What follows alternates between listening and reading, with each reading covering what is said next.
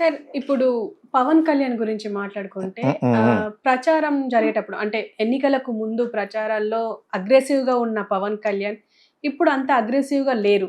కేవలం ఉప ముఖ్యమంత్రి హోదాలో ఉన్నందుకు అయినా అట్‌లీస్ట్ ఇప్పుడు జరుగుతున్న విజయవాడలో వరదల విషయంలో గానీ, ఇప్పుడు గుడ్లవల్లేరు విషయంలో గానీ, ఇంకా చాలా అట్రాసిటీస్ జరుగుతున్నాయి. ఏ విషయంలో ఎందుకు స్పందించడం లేదు? ఇది మౌనమా? లేకపోతే నిరసన? అని జెప్పేసి చాలామంది అడుగుతున్నారు. హ్మ్. మీరేమంటారు? యాక్చువల్‌గా 2 కాదు. ఇప్పుడు మినిస్ట్రీలు ఎందుకిచ్చారు? ఒక్కొక్క మినిస్ట్రీ ఒకళ్ళకి ఎందుకిచ్చారు? అవి హద్దులు దాటి వాళ్ళు చేస్తే అతని మినిస్టర్ అఫెండ్ అవుతాడు. చీఫ్ మినిస్టర్ వరకు వెళ్తదది. హ్మ్. మీరు మీదే చూసుకుంటే మంచిది. ఎందుకంటే వాళ్ళ మీద బ్యాడ్ వస్తుంది. హ్మ్. రాజుగారి పెద్ద భార్య మంచిదండి మరి అంటే చంద్రబాబు మంచిది కదా! ఆ టైప్‌లో వస్తది.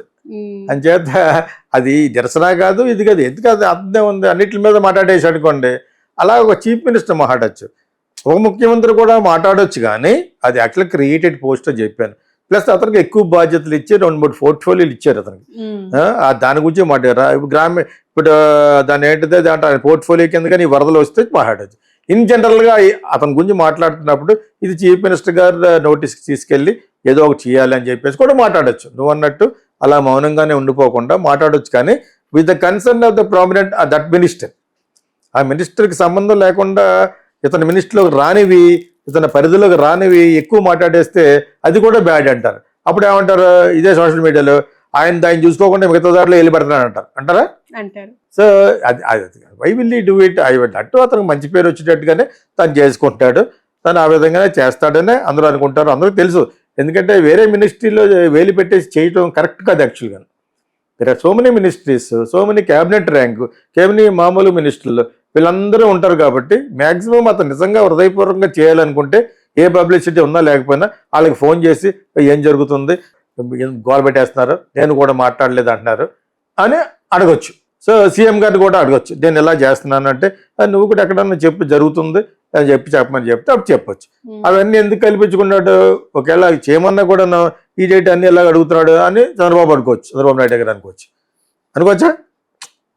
నీకు చేయకుండా అవన్నీ ఎందుకు కల్పించుకుంటున్నావు అని చెప్పేసి నేను అడగనా అని పర్మిషన్ అడిగినా కూడా అపార్థం చేసుకోవచ్చు. ఎన్ని ఒక లెవెల్కి వెళ్ళిన తర్వాత అవి అర్థం చేసుకోవాలి, ఎంపథైజ్ చేయాలి. You have to empathise our power star and ఉప ముఖ్యమంత్రి. ఎందుకు మాట్లాడలేదంటే ఎందుకు మాట్లాడకుండా ఉండటం వల్ల అతనికి ఏమొస్తుంది? మాట్లాడడం వల్ల ఇంకా వీళ్ళ దగ్గర బ్యాడ్ అవుతాడు. అన్నింటిలోనే ఇతనే కల్పించుకున్నాడు అంటారు. యాక్చువల్గా అయితే కల్పించుకోవచ్చు, ఉప ముఖ్యమంత్రి అని పెట్టారు కాబట్టి everything it will come to his concern, whatever it goes to CM. సీఎంకి ఏదైతే వెళ్తుందో ఈయనకి కూడా వచ్చినట్టు లెక్క. వాళ్ళు కావాలని నువ్వు కల్పించుకోవద్దని చంద్రబాబు నాయుడు గారు అంటారని బట్టి అనుకోను, అంత అనుభవించిన అండు అతని మీద స్పెషల్ ఫోకస్ ఎందుకు పెడతారంటే ఏమన్నా అనుకుంటే మన లోకేష్ అనుకుంటాడు ఇది డామినేట్ చేసేస్తున్నాడు, ఫ్యూచర్గా సీఎం అయిపోదామని. అటువంటిది ఏమన్నా ఉంటే ఆ కుర్రోడికి ఉండొచ్చు, కానీ ఈయనకు ఉండదు, సీఎంకి ఉండదు. సీఎంకి ఎప్పుడు దేనికి ఎంత ఖర్చు అవుతుంది, ఏ 15,000 కోట్లు సరిపోతాయా, ఇంకొక 5,000 కోట్లు అప్పు చేయాలా, ఈ టైప్లో ఉన్నాడు ఆయన. నేను విన్నది అదేప్పుడు. అదే తప్పితే ఇతను ఎందుకు చేయట్లేదు అనే దానికి స్పెషల్ రీజన్ ఉండదు, కానీ ఆయనలో అతనిలో కూడా ఉండదు. అది ఎందుకు ఉంటుంది, అతను మినిస్టర్ వరకు చేస్తాడు. ఈ వరదల గురించి మాట్లాడు, నువ్వు కూడా మాట్లాడు, మనందరూ మాట్లాడితే కానీ జనాలకి ఇది రాదు అని సీఎం అడిగితే ఎక్కడ పడితే అక్కడ చెప్తాడు. కావాలండి ప్రెస్ మీట్ వాళ్ళకి ఎక్కడికైనా వెళ్ళాలంటే ఒకటి వెళ్ళేది ఎవరు వెళ్తారో సీఎం వెళ్తాడు. సీఎం ఏమో అన్లైక్ తెలంగాణలో బట్టిని కూడా బట్టి తీసుకెళ్తున్నట్టు ఇది తీసుకెళ్ళాలి. దాని వెనకాల ఏమన్నా అంతరార్థం ఉంది అనేది ఇంకా వెయిట్ చేయాలి. వేరే హెలికాప్టర్లు ఎవరు వెళ్తారు? ఇప్పుడు రేపు చూడండి, రేపు వస్తుంది. ఎవరు వెళ్తారు విజయవాడ చూడడానికి? సీఎం వెళ్తాడు, చంద్రబాబు నాయుడు గారు వెళ్తారు. అక్కడి నుంచి ఆయన పక్కన కెమెరా తీస్తారు, తీస్తారు, అన్నీ తీస్తారు. అటువంటిప్పుడు ఉప ముఖ్యమంత్రి కూడా తీసుకెళ్తే బాగుంటుంది. యాక్చువల్గాను చాలామందికి జనసేన వాళ్ళకి బాగుంటుంది, చాలామందికి బాగుంటుంది. అది ఆయనకు ఉండాలి. అది సీఎం ఉప ముఖ్యమంత్రి కలిసి వెళ్తే సగం మైలేజ్కి పవన్ కళ్యాణ్కి వచ్చేస్తుందని ఆయన అనుకుంటాడని నాకు తెలియదు. మరి అనుకుంటాడేమో మరి. లోకేష్ అనుకున్నాడంటే యవ్వన గర్వంలో అనుకోవచ్చు, ఇంకా యువకుడు కాబట్టి. ఓకేనా? ప్రీవియస్ తర్వాత ఫోర్త్ కమింగ్ ఫ్యూచర్లో అతనికి ఏమైనా దెబ్బ ఉంటుందేమో అనుకోవచ్చు. కానీ అయినా కూడా ఉప ముఖ్యమంత్రిని కూడా కొన్ని ఇంతవరకు కలిసి ప్రయాణం చేశారు కాబట్టి అప్పుడప్పుడు ఇటువంటి జనరల్ డిజాస్టర్స్ అంటారు. ఇట్లా డిజాస్టర్ మేనేజ్మెంట్లో పొలిటీషియన్స్ కూడా వెళ్ళి కొంచెం సూదనింగ్ మాటలు మాట్లాడాలంటే ఈ ఉప ముఖ్యమంత్రి కూడా వెళ్ళటం వలన సగం జనసేన అంతా సాటిస్ఫై అవుతారు. అలా తీసుకెళ్లాలనే విజ్ఞత సీఎంకి ఉండాలి. ఇప్పుడు వాళ్ళకి డెలికేసీస్ ఉన్నాయనేది అంతలా దూరిపోయేవాళ్ళు ఏం కదా. ఇక కాబట్టి దుర్గేష్ కాబట్టి జరగాలి ఏం జరుగుతుందని. ఓకే, అతను అంతకు దుర్గేష్ కంటే క్లోజ్ నాకు అతను పవన్ కళ్యాణ్. కానీ ఎలా అడుగుతావు, నేను ఏమైనా ఎవరైనా గోగుతున్నారా అని అడగం కదా. అంచేత అతని భవనం అనేది కాదు, డెఫినెట్గా ఎప్పుడు కూడా ఏదో చేయాలనుకునే తపన ఉండబట్టే అంత ఊరూరా తిరిగి ముందుగా ఒకలా ఉన్నాడు తర్వాతగా ఒకలా ఉన్నాడు అనుకోకూడదు. ఈజ్ వెరీ ఎంటర్ప్రైజింగ్ ఆ విషయంలో మటుకు. ఎందుకు రిలాక్స్ అయిపోతాడు, ఇదన్నా హనీమూన్ ఎట్టిది, హనీమూన్కి వెళ్ళి వస్తాం కాబట్టి కొంచెం 15 రోజులు మాట కోరుకుందా కాదు కదా. Is taken up a job newly, that 10 సంవత్సరాలు చాలా స్లాగ్ చేసి చాలా కష్టపడి తర్వాత అది ఈవీఎంల వల్ల వచ్చినా దేవుడు తెలియాలి. 10 సార్లు ఎందుకంటానంటే పొద్దున్న లేకపోతే నాకు ఫోన్ చేస్తున్నారు, ఈవీఎంల గురించి ఎందుకు మాట్లాడలేదు మీరు రెడ్ ఛానల్ అంటున్నారన్నమాట. ఏమో అంత కల్పించి చెప్పేలేం కదా. మిగతా వాళ్ళు పెట్టింది కావచ్చు ఇట్లా జరిగిందేమో అని వరకు అక్కడి వరకు పెట్టగలం. కానీ అంతకంటే అదంటే ఇంకా రావాలంటే అక్కడ రావాలి, ఢిల్లీ నుంచి రావాలి. ఎవరైతే డబ్బులు తిన్నారో వాళ్ళు ఏం చేస్తారు, మాకు డబ్బులు ఎందుకండి మేమే చేసాం అంటారా, అన్నారు కదా. చేత నాకు రోజుకు కనీసం ఒకళ్ళిద్దరు ఫోన్ చేస్తారు, ఎందుకు ఫోన్ చేయట్లేదు. చిరంజీవి ఫ్యాన్స్ కూడా నాకు వాట్సాప్లో పెడతారు, మా హైడెడ్ బన్నీ గురించి. అందరికీ మనం చేయడానికి మనం కొత్తగా తీసుకోలేదు కదా, కాంట్రాక్ట్ తీసుకోలేదు కదా. ఎవడెవడు ఏం మాట్లాడాడు, నువ్వు తప్పు ఆడావు అలా చెప్పడానికి కాదు కదా. మనకుతో వచ్చింది న్యాయబద్ధంగా ఎవరికి ఎఫెక్ట్ చేయకుండా మాట్లాడడం అనేది నా పద్ధతి. నిజాన్ని నిర్భయంగా మాట్లాడడం ఒకటి తప్పితే మిగతా అన్నీ కూడా కరెక్ట్గానే మాట్లాడతాను. నేను మీకు ఎప్పుడు కూడా ఇది చూసి మాట్లాడను. ఇందాక ఎందుకు చూసినట్టు పేర్లు తెలియలేదు నాకు. ఆ వల్లూరుపల్లి ఆయన అడుసుమల్లి ఆయన పేరు తెలియక ఈ అబ్బాయిని ఎవరిని అడిగి చూశాను.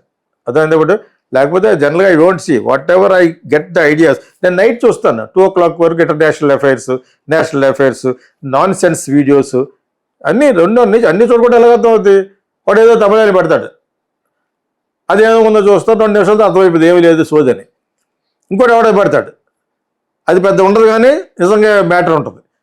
అలాగా 4-5 మ్యాటర్లు ఎందుకు చూస్తామంటే what is happening to Kolkata, what is happening to Gudlavalleru, అసలు ఎవరు వీళ్ళు ఇంతవరకు ఎవరు చెప్పరేటి, దిస్ బిలాంగ్స్ టు హూమ్ అని నాకు అనిపించింది అడిగినప్పుడు. That's why I went and studied that ఇదన్నమాట. వాళ్ళు బ్యాట్ చేశారని కాదు, బట్ వీ షుడ్ నో కదా రూట్స్. ఢిల్లీలో మాడుతూ ఉంటాం, ఒక స్టేట్లో జరిగింది అన్నాం కదా. ఒక స్టేట్ ఆంధ్రప్రదేశ్లో చంద్రబాబు నాయుడు సీఎం అతను ఉప ముఖ్యమంత్రిగా ఉన్న స్టేట్లో ఇలా జరిగిందని చెప్పాలి కదా. ఏదో ఒక స్టేట్లో జరిగింది ఇండియాలో అంటే ఇండియాలో 32 ఉన్నాయి యూనియన్ టెరిటరీతో కలిసి. So we should talk whatever it is అథెంటిక్గా కరెక్ట్గా మాట్లాడాలి. దాని గురించి పెద్ద పేర్లు చెప్పేకలేదు, పేర్లు డేటాలు ఫిగర్స్ అవి ఎవరికి కావాలి పబ్లిక్కి. పేర్లు ఫిగర్లు అవసరం లేదు, ఊరికనే ఇలా జరిగింది, ఈ అమ్మాయికి ఇలా జరిగింది, దాని వెనకాల వీళ్ళిద్దరు ఉన్నారు, దట్ ఈస్ ఎనఫ్.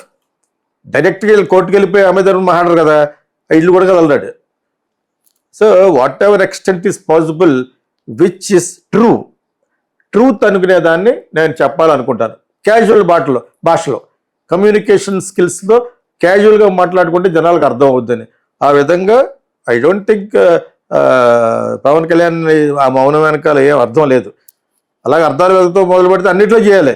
చూడు చంద్రబాబు నాయుడు చెప్పండి పోయాడు అతను చెప్పండి, ఒకళ్ళు అస్తమానం అన్ని డిపార్ట్మెంట్లు చెప్పుకోవాలంటే ఇట్స్ నాట్ పాసిబుల్. కాబట్టి జనరల్ డిజాస్టర్స్ రెండు జరిగినాయి. ఒకటి వచ్చి జనరల్ అట్రాసిటీ గుడ్లవల్లేరు, జనరల్ వచ్చింది ఏంటి ఈ floods, whatever it is, heavy rains, unstoppable rains రావడం వల్ల విజయవాడ సగం మూలిగిపోయింది. వీటి గురించి ఎలా డిజాస్టర్ మేనేజ్మెంట్ చేస్తున్నారు అనే దాని గురించి ఎవరైనా మాట్లాడవచ్చు. అది కూడా ఆచితూచి ఎందుకు మాట్లాడుతున్నారంటే మన Pawan Kalyan CM should not feel bad దాని గురించి. That's what I understand.